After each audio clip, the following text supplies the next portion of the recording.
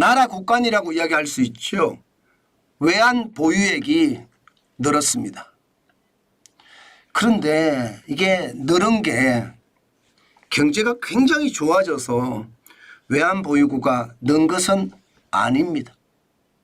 일부 아마 외환 보유액이 늘어난 것은 수출이 좋아졌기 때문에 늘어날 수도 있다.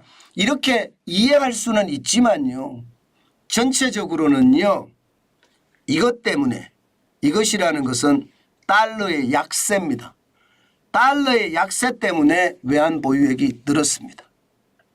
무슨 뜻이냐? 달러가 약세가 되면요. 다른 통화 있잖아요.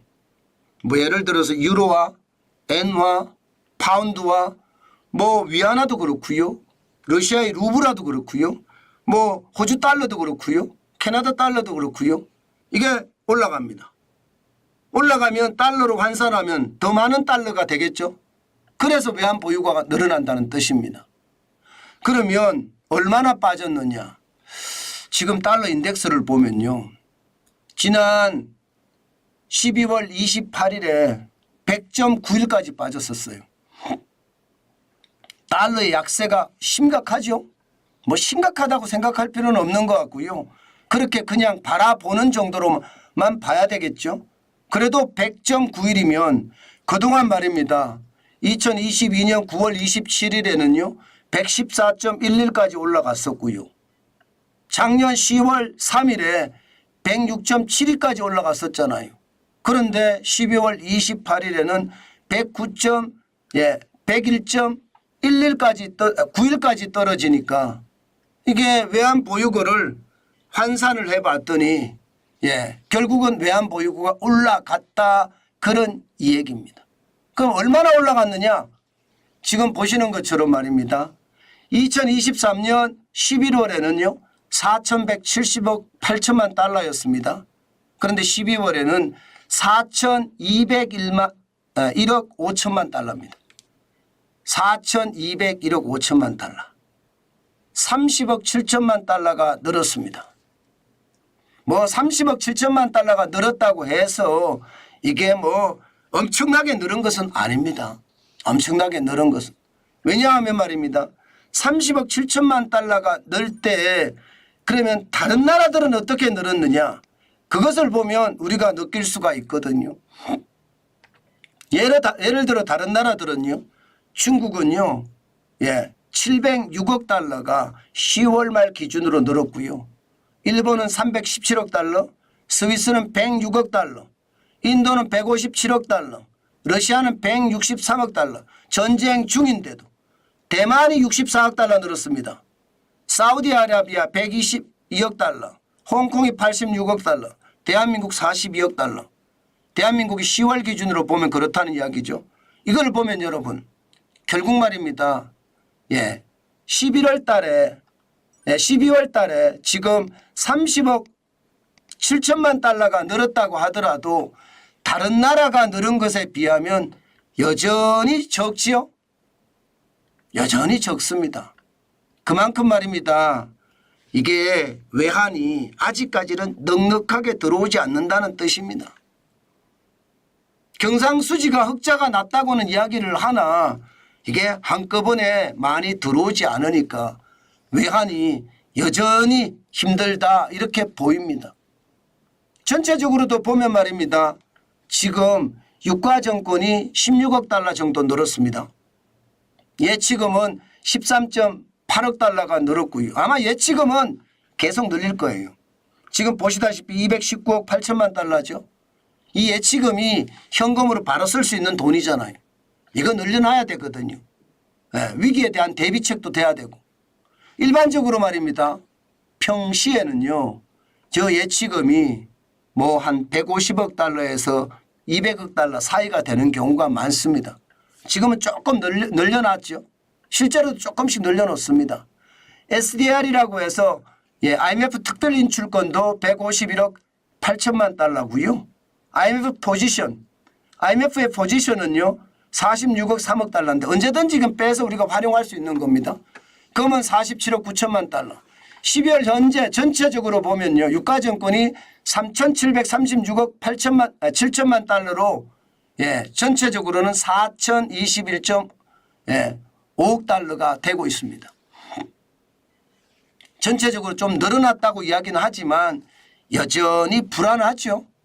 30억 7천만 달러가 늘어난 것은 결국은 다른 달러 외에 다른 화폐의 달러로 환산한 값이 늘었다는 거지, 이게 우리가 경제가 좋아서 아직은 늘었다 이렇게 보기는 쉽지 않다, 이렇게 결론을 낼 수 있나요? 그러면 외환위기가 우리에게 올 수 있나요? 여러분 이거 한번 보세요. 외환위기가 올 수 있다 없다는요, 여러분 이게 우리 경제가 어떻게 돌아가느냐에 따라 달라집니다. 현재까지는 보면 말입니다. 이 그래프가 조금 잘못되어 있는데요. 이 그래프가 이제 2023년 12월까지 와야 되는 그래프입니다. 2002년 2개월 새에 490억 6천만 달러가 빠진 적도 있습니다. 지금 2021년 10월에 4,692억 1천만 달러에서 2023년 12월에 4,021억 5천만 달러가 됐으니까 490억 6천만 달러가 줄어드는 거잖아요. 10.5%가 줄어들었습니다. 전월 대비해서는 30억 7천만 달러가 줄어들었습니다. 그런데 여러분 이게 와중에 한번 보자고요. 작년에 10월에 한번 보죠. 작년에 10월에 보면요. 이게 예상했던 것보다가 충격적인 숫자가 있었습니다. 작년 10월에 4,128억 7천만 달러입니다. 이게 근래 들어서서 가장 작은 숫자예요. 4,128억 7천만 달러. 이게 2022년 10월에도 보면 4,140억 1천만 달러가 있죠. 언제든지 말입니다.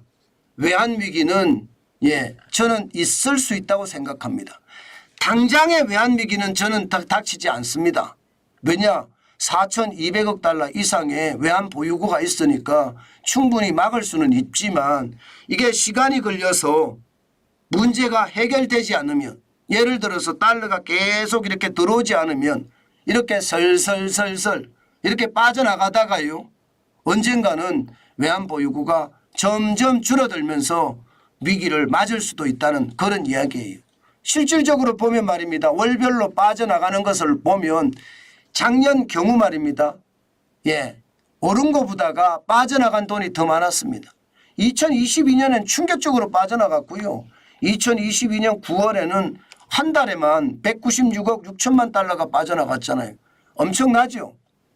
그러나 2023년에는 최고로 많이 빠진 게 2023년 5월에 57억 달러 빠진 게 다거든요. 그렇게 생각하면 위기의 어떤 강도는 조금 줄어들었다 이렇게 이야기할 수가 있습니다. 그렇지만 빠져나가는 것은 계속해서 이루어지고 있는 상태다. 지금 우리가 돈을 벌어오기보다는 기업들의 해외 유보금을 많이 지금 가져오기 때문에 이게 아직까지는 외환 보유고의 어떤 안정이 돼 있지 못하다. 저는 그렇게 봅니다. 그만큼 말입니다. 외환 보유고가 여전히 적고요. 외환 보유고가 충격이 되면 저는 시장에 또 한 번의 충격이 될 수도 있다고 봅니다. 물론 안정적이다고 이야기하기는 저는 이르다는 뜻입니다. 앞으로 더 시간을 가지고 봐야 될 텐데요. 이게 과거에 말입니다. 2008년에 글로벌 금융위기 때처럼 그런 최악의 상황은 안 갈 거예요. 저는 그렇게 봅니다. 2007년에 2,622억 달러가 2,005억 달러까지 떨어진 적이 있거든요. 우리도 말입니다. 2021년에 4,331억 2천만 달러가 지금 현재까지 보면 4,128억 7천만 달러까지 떨어진 적도 있거든요. 그렇기 때문에 크나큰 위기는 도달하지 않는다고 하더라도요. 전체적으로는요. 언제든 지금 위기가 길게 봐서는 있을 수 있다. 저는 그렇게 생각합니다. 그만큼 외환 보유고를 더 저는 탄탄히 해야 된다고 봐요. 혹자는요. 외환 보유고가 너무 많다. 왜 이렇게 많을 필요가 있느냐. 그 돈 가지고 묵혀놓느니 돈을 쓰는 게 낫지 않느냐. 이렇게 말하는 분도 있는데 그렇지 않습니다. 외환보유고는 저는 많으면 많을수록 좋다고 생각합니다. 그래야 되고요. 외환보유고가 많아야지 든든하거든요. 나라가 든든해야지 이게 나라를 지켜낼 수 있는 힘이 크지, 든든하지 않으면 나라를 지켜낼 수 있는 힘이 점점 약해질 수도 있습니다. 저는 그런 차원에서 보면 우리나라가 좀 더 든든하려면 외환보유고가 더 가득가득 찼으면 좋겠다. 그 말씀으로 마무리하겠습니다.